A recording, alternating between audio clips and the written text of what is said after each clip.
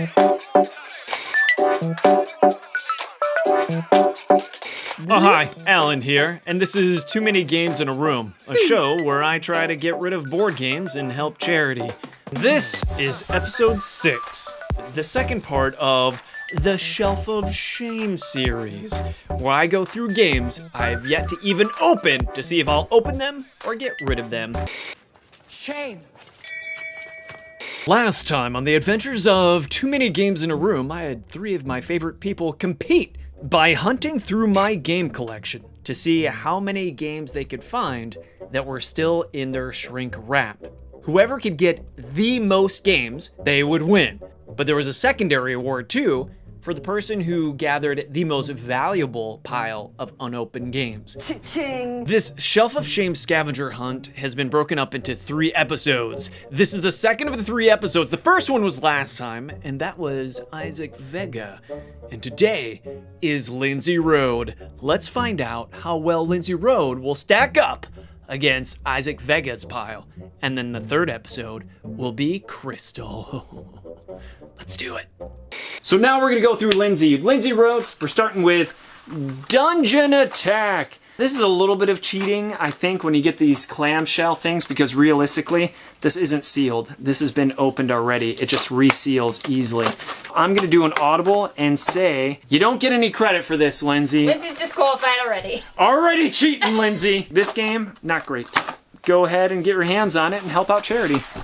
It's weird, I don't want to insult these games because I want people to get something and then help charity out. Pack Wars! Look at this tuck box. Look at this. Pack Wars is a simple card game. If I remember correctly, it's a game like Straw where you're trying to load up your minion who carries your stuff as you're an adventurer in the dungeon. The artwork, I'm not a fan of. Oh my goodness. Look again, heavy black stroke. It's in a tuck box, but it's by Prolific Games.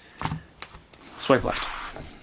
Funemployed, a game that was successfully funded on Kickstarter. Funemployed, we've played, Crystal, plenty of times with your family. It's one of your family's favorite. In fact, I think your family even bought it for me. Like, you don't have Funemployed? You're crazy.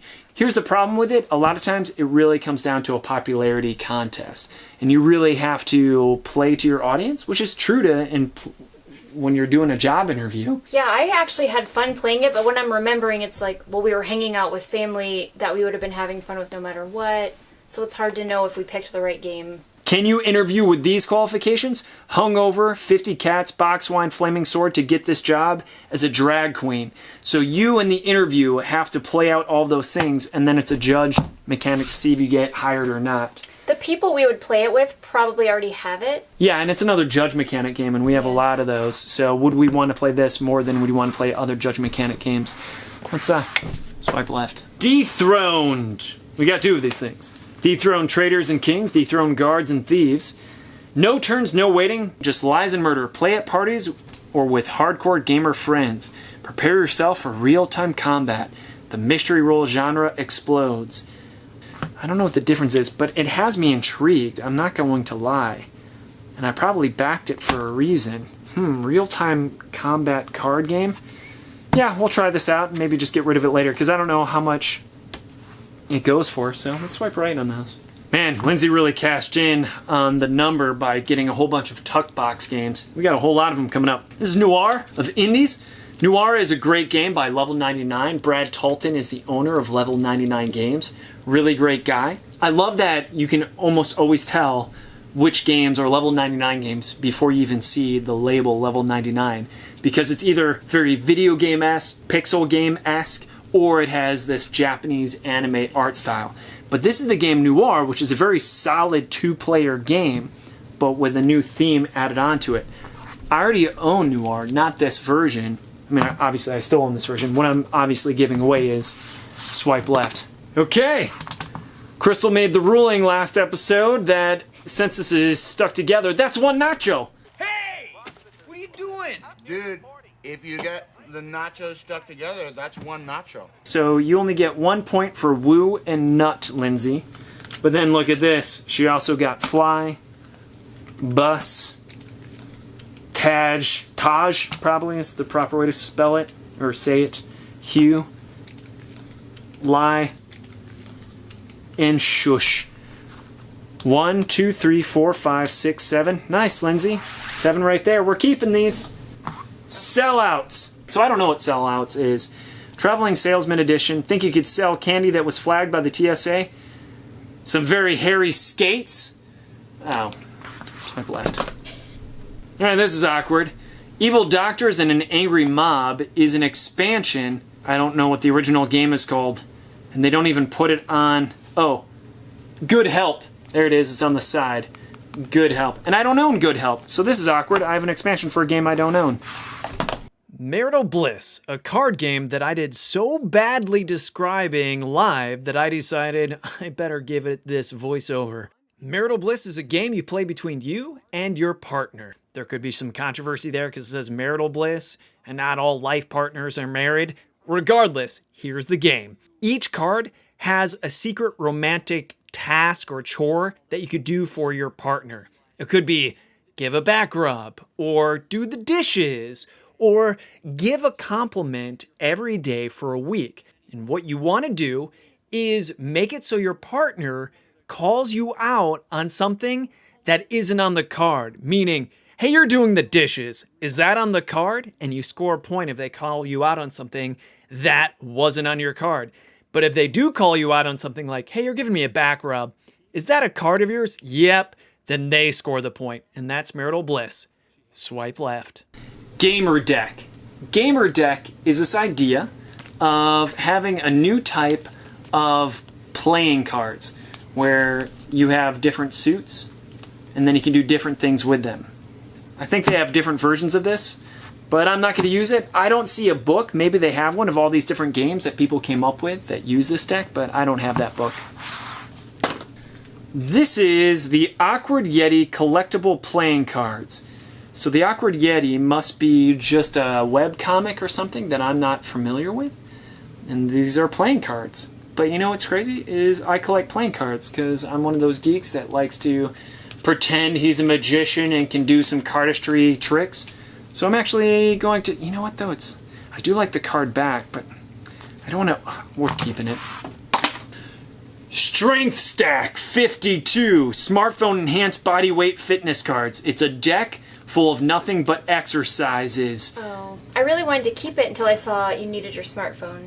I don't think you need your smartphone. I think it's smartphone enhanced. Do you want to keep this so you can look at all the different exercises? Whoops. I just thought, like, if I went somewhere and was like, I need to exercise, but I don't feel like it, let me just draw some cards and then do what's on them. You could just look up a YouTube video, too, though. Yeah, but this would be almost like just put 3 cards out in front of me and I don't have to get electronics involved.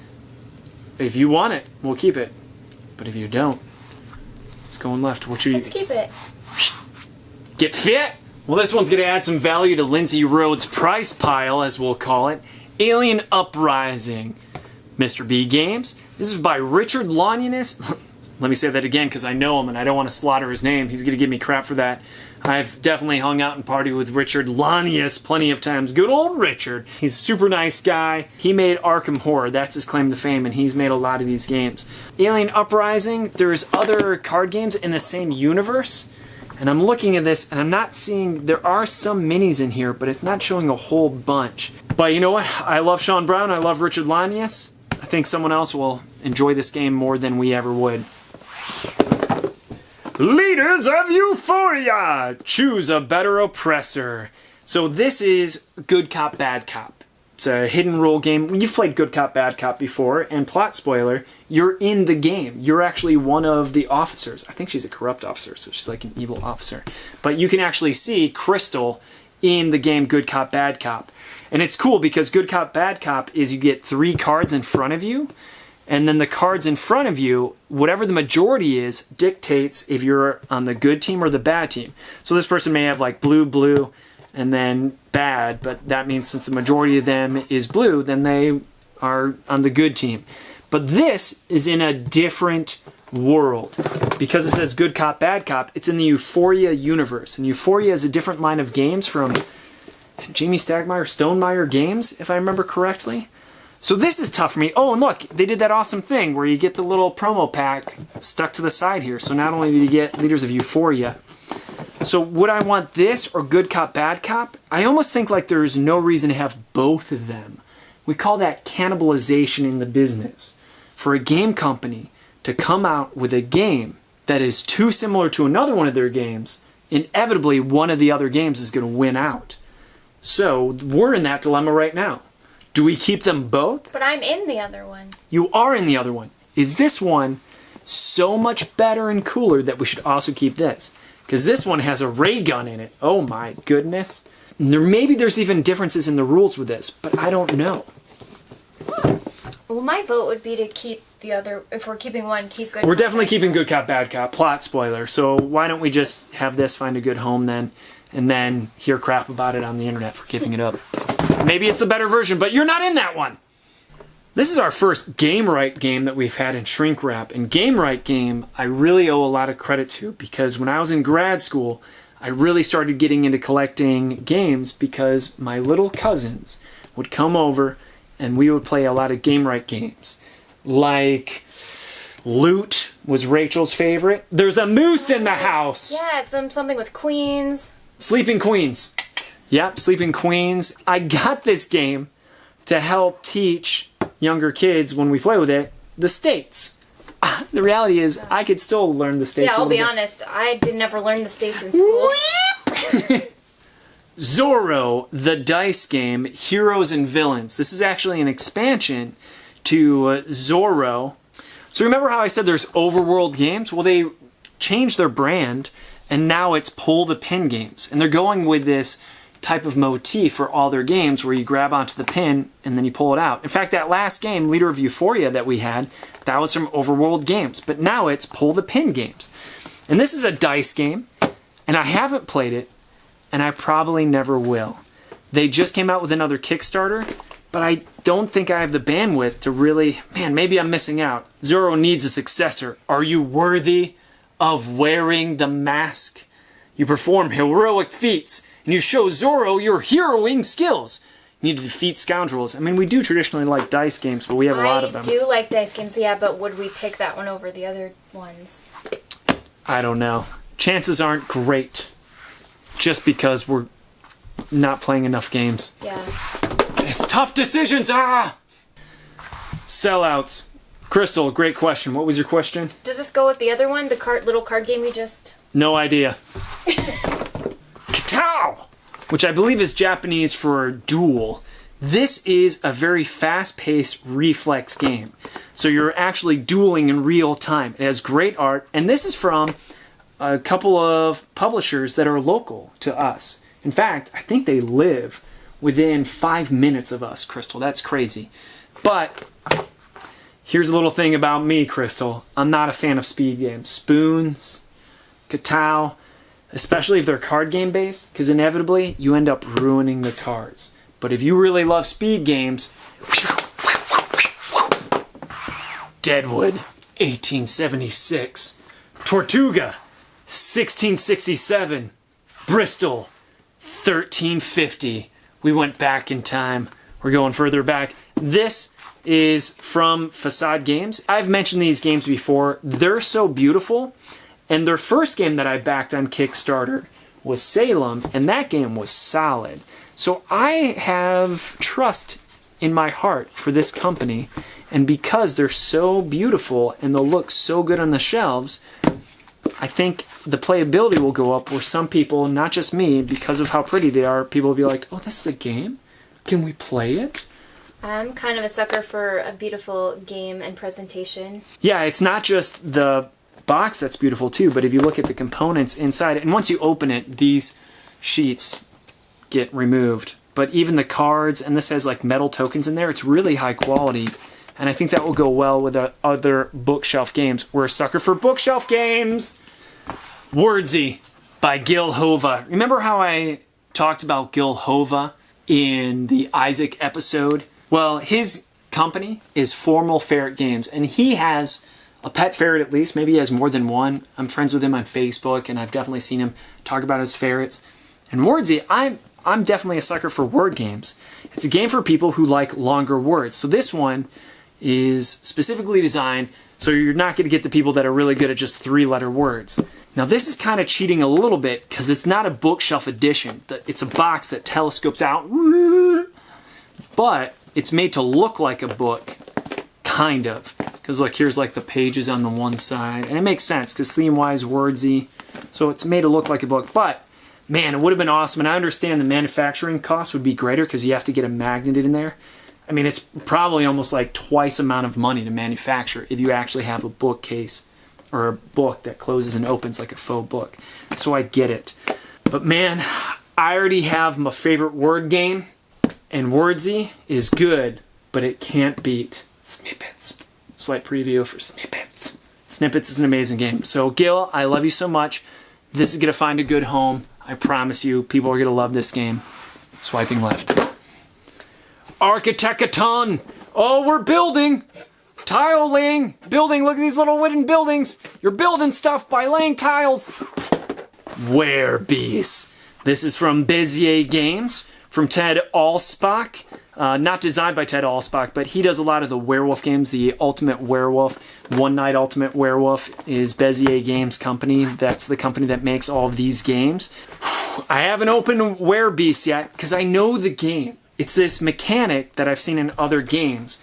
You basically try to accomplish a goal while you have a hidden role. And if you accomplish the goal, you win, but you can lose if other people figure out who you're getting. For instance, you could be a were-nana or were-kitten, and you need to collect those cards maybe, but if people notice that you're collecting a lot more were-kitten cards than anything else, like, I think you're a were-kitten, and if you're right, you're eliminated. So, pretty solid, probably fun. Really goes with the other Bezier games, but I think this will find a better home elsewhere. All right, here we have Get Adler. Do you remember playing Get Adler? No. You don't remember Get Adler? You probably would. It's a deduction card. Alfred Adler?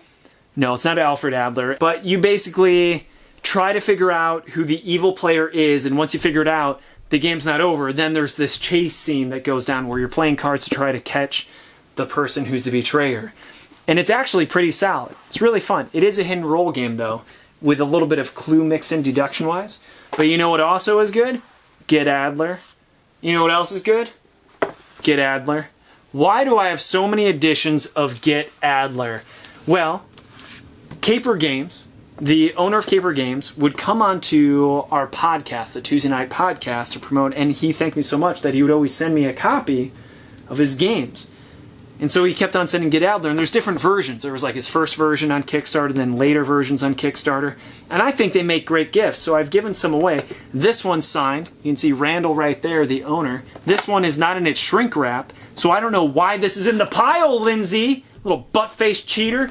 All right, so get that one out of here. We're keeping that one. These ones, they're going to find a good home. Lindsay, you only get 2 points for this. I'm tempted to take a point away, Lindsay. Oh, my goodness.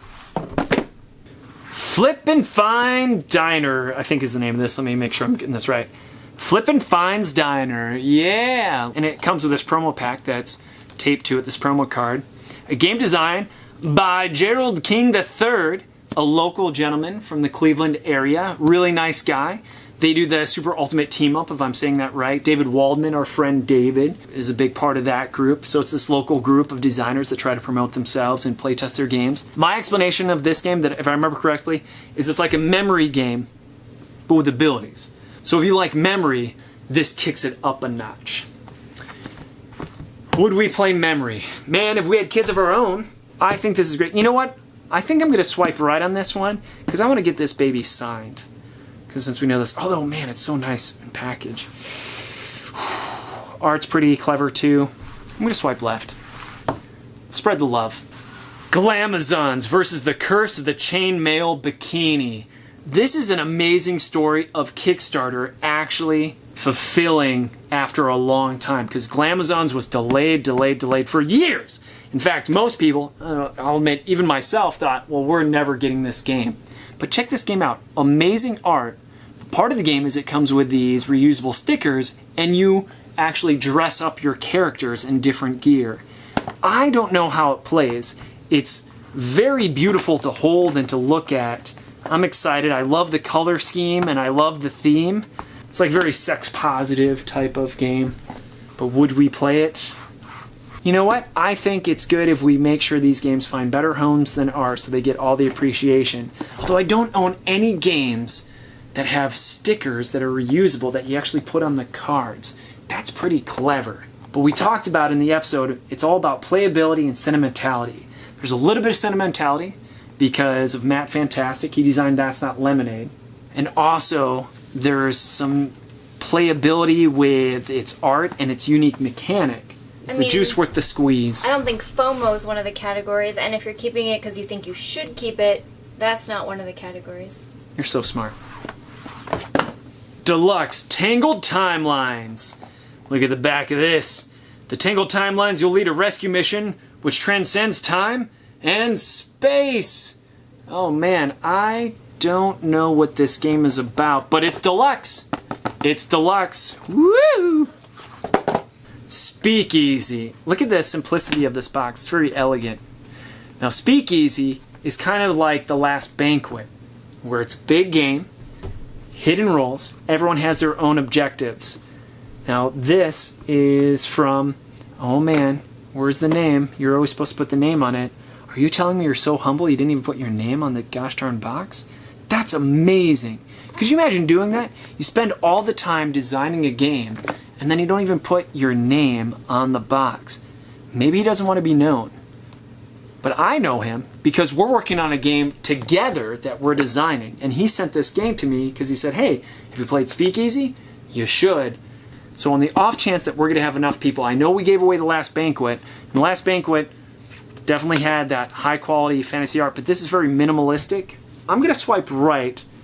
For one thing, I don't want to insult my co-designer of the game we're working on together. It's Werewolf Among Us. I like minimal art too. Like there's different ways for art to be beautiful and stand out. Yeah, this is going to take up less shelf space than The Last Banquet that we got rid of during Isaac's episode. And I need to play it. I need to see what the mechanics are. This is more of a business decision than anything. Swiping right. Cthulhu and Friends by Peter C. Hayward, a.k.a. Bluebeard, and Tanya Walker. Now, this is actually an expansion. The first expansion for this game, Dracula's Feast. Dracula's Feast is a hidden role game. You're trying to figure out who someone is, and once you identify them, they're eliminated, so it's like process of elimination. This adds the Cthulhu and Friends to it. A lot of people believe it's a very solid game. Some people really have an issue with straight up Cthulhu because of H.P. Lovecraft and propagating that. I think don't call it Lovecraftian horror. Maybe avoid straight up Cthulhu. You can call it cosmic horror and kind of reclaim that genre because he doesn't own that genre. Sure, he contributed to it. Maybe he's considered the founder of it, really. But anyway, problematic. But this game isn't problematic. So this one, since it's already open and I've played it, we're saving this one for the Hidden Roll episode. Whoa ho! It's the World of Warcraft trading card game. This is the Rogue starting deck. If you know other people that have the World of Warcraft trading card game, you can play them a la Magic. Yeah! Get your deck and trade the cards. This game's old. I don't think they're still supporting it. Bookmaker, I think this is called, by Yoki Nutya. This game is a great example of what oh my goodness, look at this, Sin. It's shrink wrapped and the cover doesn't even match it's ugly art. Cover doesn't.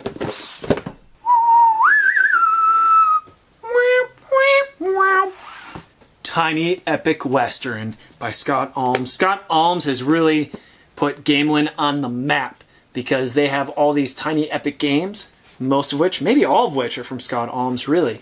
And each one of them are really solid games. I have a lot of fun.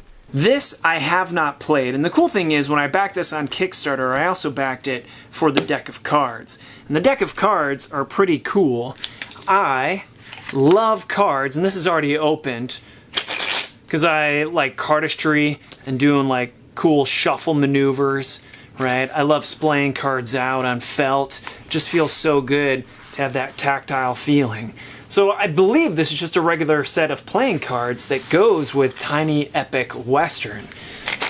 Uh-oh, we got dogs coming down the stairs. They're going to be making noise, but that's quite alright. It adds character to the story. But anyway, Tiny Epic Western, probably a great game. But again, I think if we were going to play it, we would have played it by now. In fact, that's the cool thing about the Tiny Epic games, is they are little games that have a big box feel. And that's what's kind of cool about Tiny Epic, because they're tiny, only this size, but they're epic. Oh, it's clever. But you know what? I'll probably be swiping left for all of the Scott Alms games. And I know that's crazy because so many people love them, but I guess it's the learnability that keeps it from the playability. There's always a little bit of a learning curve that comes with each of the games, which adds that little bit more time, which prevents it from hitting the table again and again. Because I never remember exactly how to play the games, keeping them for me just jumping right on it. I don't have the rules memorized. So we're going to take these two, and we're going to swipe left. Escape Room in a Box Flashback. I did buy the Escape Room in a Box Werewolf Experiment. That was their first one. This is done by two women that were really excited to be fully published, and eventually this is in Target, I believe, is where I got this. Oh yeah, Escape Room in a Box, the Werewolf Experiment. That one was great. It's very akin to Exit the game with higher quality components. Like they actually have little lock boxes in it. I'm excited to play this with a family. We're going to play this. It's going to be great. Sword crafters. You can craft your sword, bro. Look, it actually comes with card holders and a cardboard sword. So as you're playing, it actually goes on a sword. That's so cool. It looks like it's a puzzle game. Slice, select, craft the best 3D sword and win? What? You get to make a 3D sword? That's so cool. All right. Herbaceous Sprouts, a flavorful dice game by Steve Finn and Edo. And Beth Sobel. Edo is the owner of Pencil First Games. A great guy. He has a YouTube channel where he is very prolific, does reviews and previews and whatnot, and is very honest.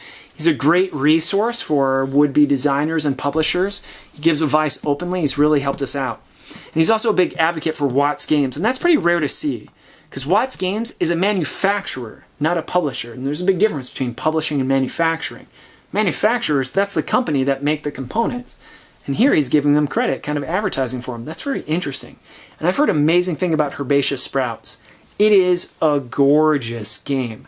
Look how pretty that is. In only 30 minutes, 1 to 4 players. It's really tough for me to get rid of any of Edo's games because he's been such a friend. And this one's really pretty, and it's a dice game. I'm going to leave this one up to you, Crystal. If this one's tickling your interest enough. Can I see the back? Of course you can see the back again. So it comes with these promo cards. I love it when they do that. Maybe I did this. Sometimes I do that where I just cut a little slot in the shrink wrap and then slide in the promo cards. Comes with a bag. You're hesitating too much. Keep it. Oh, okay. Deluxe edition of Tiny Epic Quest.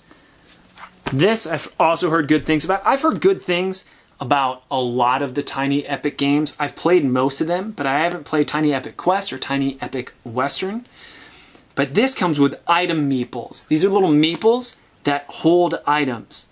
That looks really cool. And the cool thing about the Tiny Epic games is they have these big box game feels with a little box. So you get the experience of a gigantic $60 game in a game that doesn't cost as much.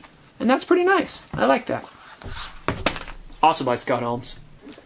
Am I crazy, or does everyone have a how to host a murder game that's still in their shrink wrap or open that's just sitting in their basements gathering dust? Because you always think, one night, we're going to invite the Joneses, and we're going to have dinner party, and we're going to totally host a murder. And we've done it a couple of times. It has to be so precise and exact. It's not like 5 to 10 players and blah, blah, blah. It's like everything has to be precise. Yeah, it says 8 players, so you need exactly 8 players. So when Solomon cancels Solomon, you're like, well, this game's effed in the butt because you decided you wanted to stay home and sleep it off, Solomon. Thanks, Saul. Do we keep it prolonging the pain of almost playing it? Hoping that we can get 8 players to do a Chicago caper? Do you want to dress up from someone from the 20s? You can dress up as a flapper, Crystal, if you want to. Like, this is the exciting thing about it. It's like, oh, we get to role play with non-role players, have fun, maybe get a little inebriated, get full, eat a pasta meal. Oh, maybe talk in an insulting, insensitive Italian accent while you're doing it. I don't know. I mean, the potential is so great for these things. And the weird thing is, like, once you open it and you play it, you can just pass it on to the next party of 8. You can also download these for almost free anywhere today, too, but I don't know. Crystal, we're wasting time. Let it keep collecting dust until we have 8 players?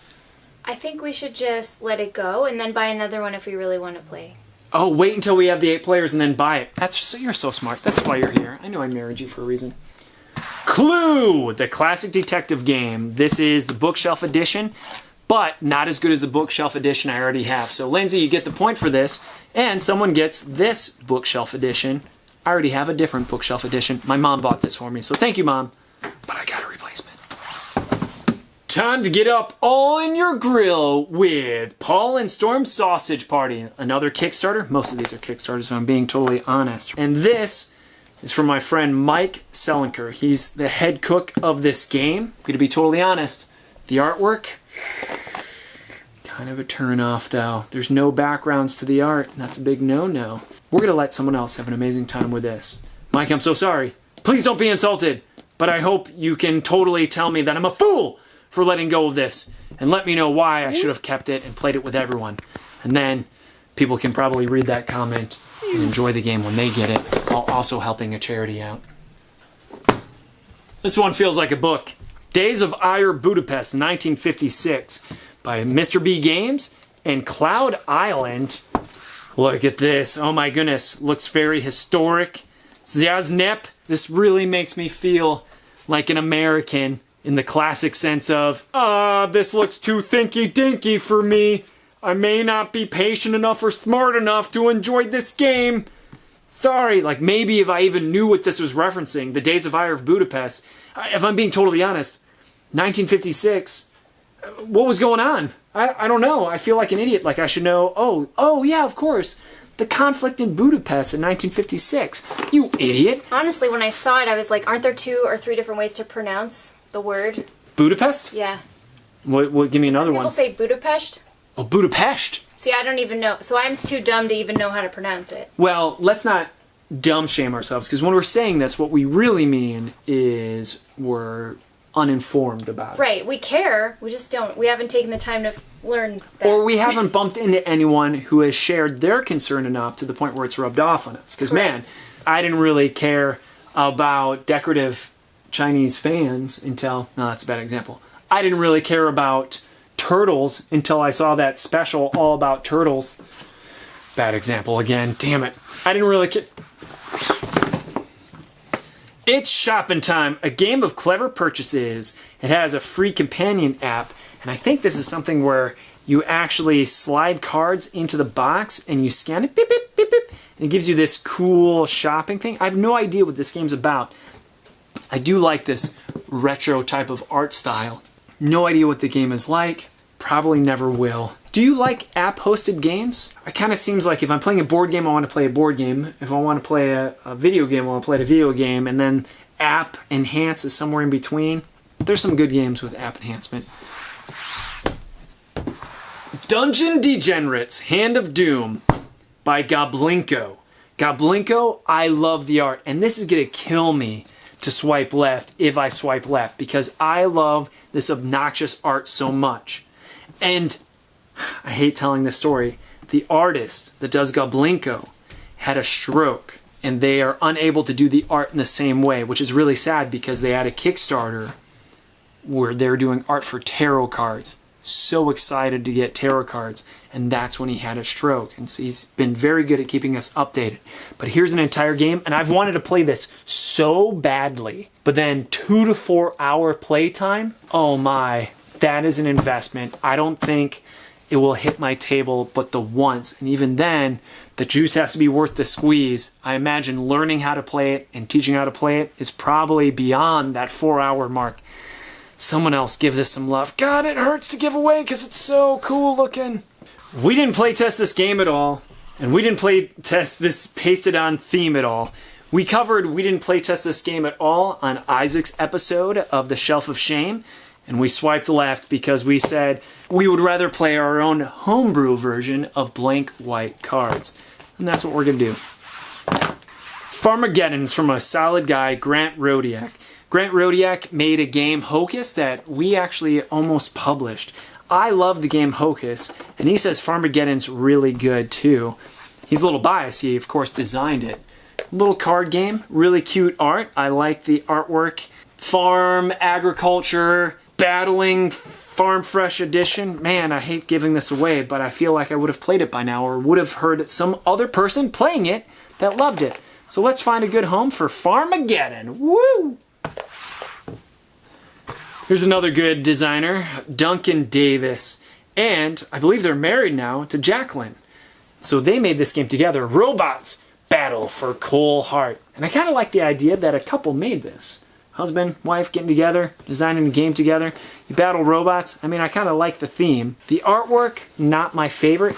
It is heavy, so you can tell there's some components in there. It also has Sherwood Games. Sherwood Games wins the award, in my opinion, for ugliest company logo. I'm having a hard time. Where's the play time on this? There's the components. Where's... Oh, here it is. You really had to hunt for it. 30 to 90 minutes, 3 to 6 players. I love Duncan. Whew. Phoenix Dawn Command. This is a card-driven role-playing game. That's why it's so heavy. I love the art style on this thing. We're going to postpone doing this because I'm going to have a whole nother video series all about my role-playing game collection, and this one's going in it. I'm excited about it. Till next time. Outfox, a cooperative whodunit game. It sounds so adorable. It's by Gamewright. Oh my goodness, what's the age range on this? I'm so excited. Kids learn cooperation and deductive reasoning, ages 5+. Oh man, our niece and nephew are probably too old for this. But I don't think we are. Dwarven Miner by Rather Dashing Games. Proudly made in America. Man, that's really going to bite in your profits for this. It's cool looking. I don't even know how I got this. Was this a free game? I feel like this is a free game. Welcome to Dwarven Miner. Your job is to collect resources. Collecting resources? I don't want a job. The Manhattan Project Energy Empire from Minion Games. I've heard so many good things about Manhattan Project. I've even heard it's hard to get a hold of. Oh man, it comes with a promo card that's been slipped in there. That's so nice. I don't know what the difference is between the Manhattan Project and Energy Empire.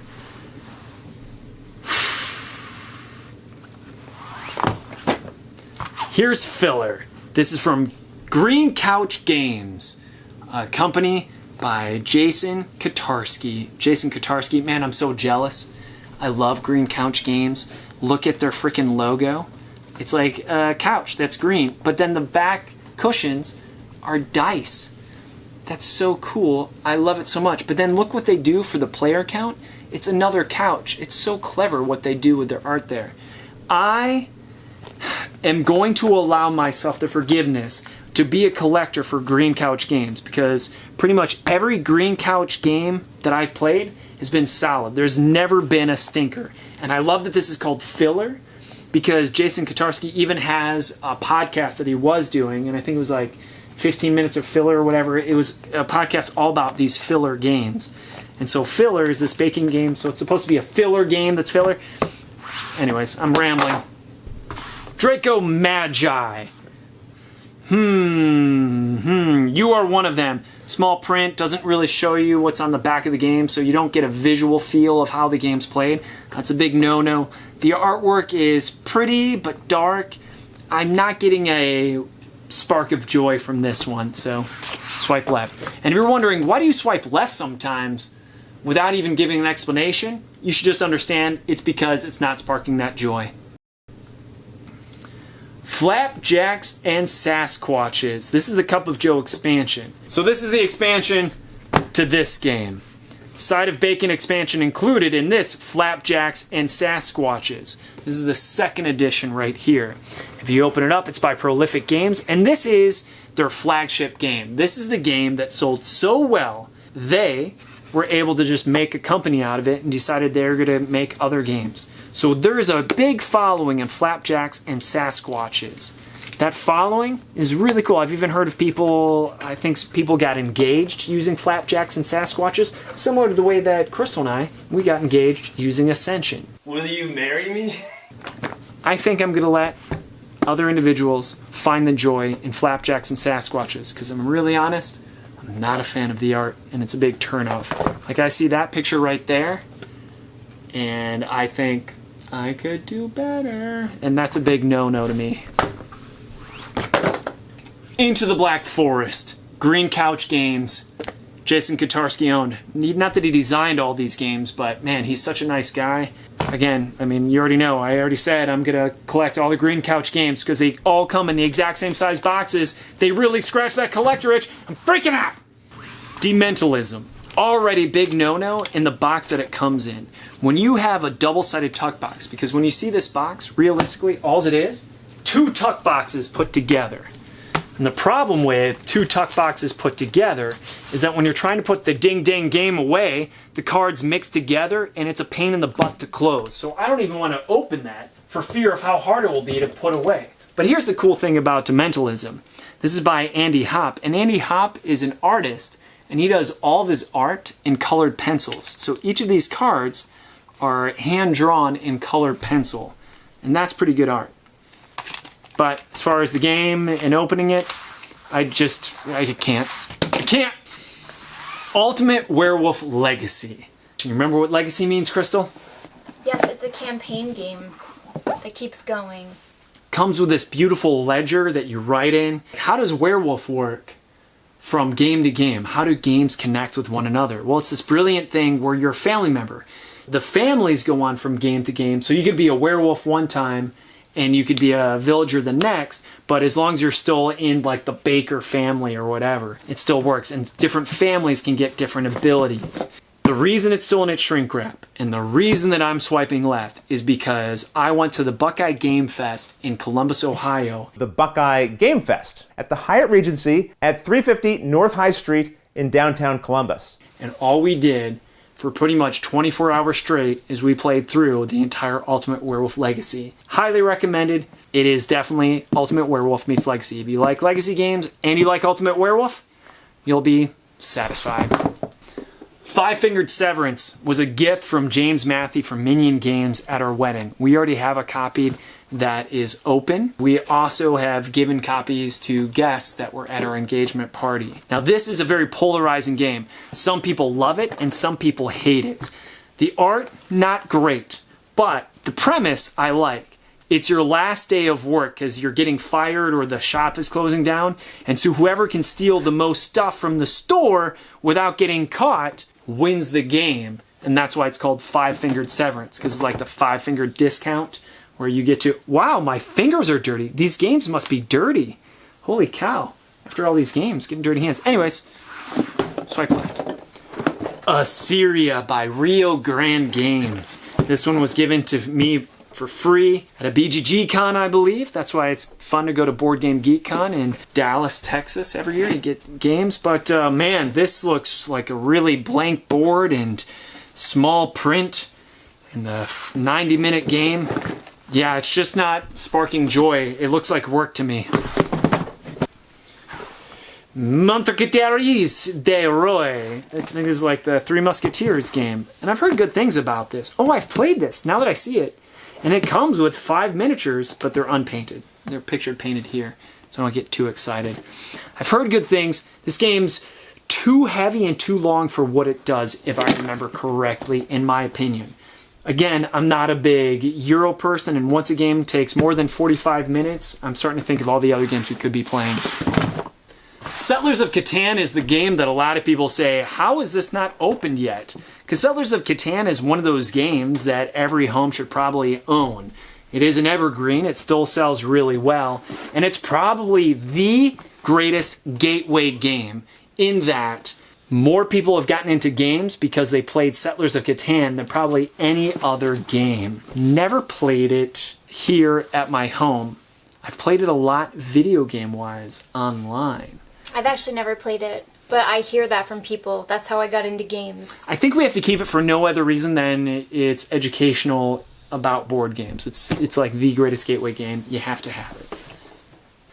Formula D, the racing game. This one can be really boring or really great if you do it right. The way you do it right is you have to make sure when people go, they have to roll and move, move, move. You shouldn't have to think on your turn. If people are going, it slows the game down to a halt and totally ruins the theme. It's a great party game, not in the classic party game sense, but it plays a lot of players and people are shouting and trying to win. Man, it is a lot of fun. Man, I would hate to swipe left on this. And I got it because I think, oh, next time we have like 8 people over and we really want to be engaged, we can do this. But I think it's also polarizing, where inevitably someone who plays won't have fun. Even though I've had fun playing this every time, I've noticed that someone has basically broken spirit because they're so far behind. They're like, this isn't fun anymore. There's no way I can win. And once you're so far behind, there's not enough of a catch-up mechanism to really bring it ahead. So I think for that reason, even though I bought it because I had dreams in my heart and in my mind of playing with so many other players, I don't want someone just muscling through the game. When you play that many players, everyone needs to really have appreciated the experience. King's Armory, the tower defense board game, was one of the first Kickstarters I backed. This Kickstarter was up at the same time as Two Rooms and a Boom. So not really, when I say one of the first, it was probably like one of the first 100 that I backed because I'm so addicted. This is tower defense. To be fair, I haven't played this. But in my opinion, if you're playing a tower defense board game, there's no way it can match up to a tower defense video game because I'm a tower defense video game fanatic. Swipe left. Oh man, it's heavy. It comes with a lot. Next up, we've got Skipbo dice. This goes along with the Pictionary dice. So since this is still Lindsey's pile, you can see that at some point, her and Isaac were competing with some of the resources because these were on the shelf along with Apples to Apples, the dice game, and even Uno, the dice game. Ooh! So that's a set that can go together, and I probably did buy them for $2 a piece at some place. Oh wait, it looks like Apples to Apples and Uno might be open because I see the shrink wrap here. Lindsey trying to cheat again. Yeah, this has a little pull tab here to open it. I don't see the pull tabs on these. It still has these that you can hang them on. Let's see if I can open this. Ooh, indeed we can. There's some Uno dice. Ooh la la! Oh my goodness. What do you think, Crystal? Are these worth keeping? These simplistic games? They swipe right? I mean, I've never even played Skipbo, I think, regularly. I've definitely done Uno, and Apples to Apples is the game that Cards Against Humanity ripped off and made adult version. I've actually had a lot of fun playing Apples to Apples, the card game, with my siblings. I don't know how the dice game works, but I might be willing to try it. Okay. Why don't we put this in the try to determine, and if we like it or not? Apples to Apples. Oh, I love how it has a serving size. Serving size, 1 can. Players per can, 3 to 6. That's really thematic. I love this, and I love that you can hang it up or just looks like a regular can. So 3 to 6, it takes at least 3 players. We'll have to try that later. We'll hang on to Uno, and since these are already open, they shouldn't even be in this set. Lindsey trying to cheat the system again. So we're going to swipe right with this. Crystal, swipe left, swipe right. I don't know anything about the game, so it's hard to say. All right, let's just swipe left then. And with that, Lindsey Rode's episode comes to a close. How did she do against Isaac? Well, remember, Isaac had 54 games. Lindsey had a whopping 71 games. So when it comes to the number of games, Lindsey won. But did Isaac win on the most valuable pile, or did Lindsey? But let us not forget, we still have one competitor left, Crystal. So make sure you subscribe, ring that bell, share the shit out of this episode, and we'll find out next time on Too Many Games in a Row!